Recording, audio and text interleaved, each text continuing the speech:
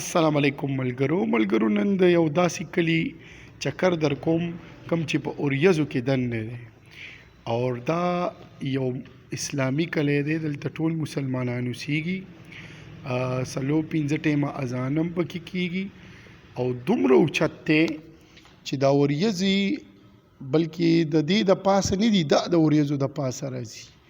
داسې یو اوچت ملک دی. دا په انډونیشیا کې د جاوا صوبه کې دا ملک دی. تقریبا 9,500 فوټ چې کم دی د ځمکې نه اوچت دی اور هر وخت په دې کې باران وریځه دا گردش کوي، روانه په دې کلي باندې او ډیر د یخاو د وجې خلک چې کم دي ورونه لګي او د دې مخکې چې کم خلک وو هغه د بت مت په مذهب کافرانو، بیا د عربو د مسلمانانو په برکت سره د خلکو ته دعوت ورکو، اسلام ته روبلل او دوی مسلمانان شو. د خلکو ځانونو ته جماعتونه جوړ کړي دي او د دې خلکو چې کم دی تقریبا زر نواله 1200 پورې آبادی ده. دلته خلک اوسیږي، په دې ځای کې ژوند کوي او زیاتره خلک زمینداران دي، په سبزیانې کري او په هغې باندې ژوند کوي، لکه ګازره شوه، ګوپي شو، دا څیزونه کوي.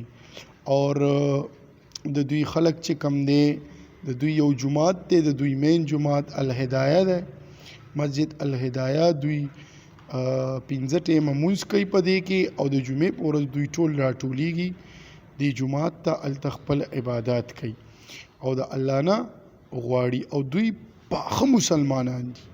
سهار وختي پاسي د چینو نه اودس کوي او بیا مونځ ته په یو کلي د مین جومات ته راټولیږي اور مختلف ځایونو نه خلک دلته راځي چکر راوخي، دا ځایونه ګوري. اور دا نور چې کم دی د نور پریوتو دا منظر چې کم دی دا دلته ډیر زړه راښکونکي وي.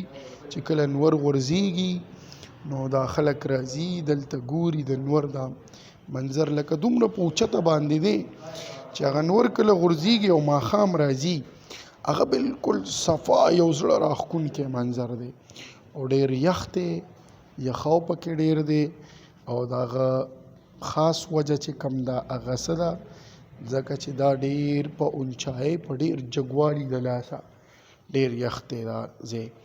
اور دلته خلک چې کم دي ټول مسلمانان دي، خپل رواجونه دي اور ښه کلک په خپل ایمان په خپل دین باندې ننګ کوي.